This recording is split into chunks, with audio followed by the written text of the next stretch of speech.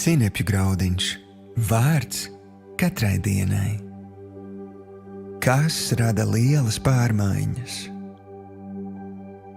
Šodienas rakstu vieta. Tāpat tas ir ar manu vārdu, kas iziet no manas mutes. Tas neatgriezīsies pie manis tukšā, bet tam jāizdara tas, ko es vēlos, un jāizpilda savs uzdevums, kādēļ es to sūtīju. Jo ar prieku jūs iziesit, un mierā jūs tiksit vadīti. Kalni un pakalni jūsu priekšā gavilēs, un visi koki laukā priecīgi sveicinās. Ērkšķu vietā uzaugs cipreses, dažu vietā mirtes. Un tas būs tam kungam par slavu un par mūžīgu paliekamu zīmi. Jesajas 55. nodaļa, 11. līdz 13. pants. Šodienas pārdomas. Mans draugs, Dieva vārds rada labas pārmaiņas katrā vietā, kur tas tiek pieņemts. Tātad izpostītai dzīvei un ģimenei Dieva vārds sagādā atjaunošanu, cerību un mieru.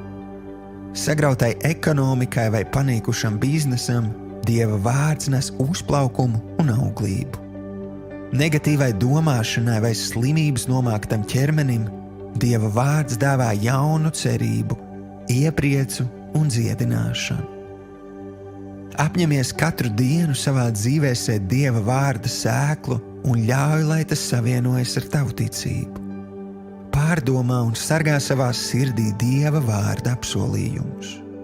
Atļauj tiem mainīt tavas domas, vārdus un darbus. Es tev garantēju, ka jau drīz tu pamanīsi labas pārmaiņas. Šodienas lūgšana. Tēvs, paldies par tavu vārdu. Es to pieņemu ar sagaidošu ticību. Tu teici vārdu un radās gaisma. Tu teici vārdu un mirušais kļuva dzīvs. Tu esi visu varenais Dievs, un es izvēlos paļauties uz tevi. Jēzus vārdā. Āmen.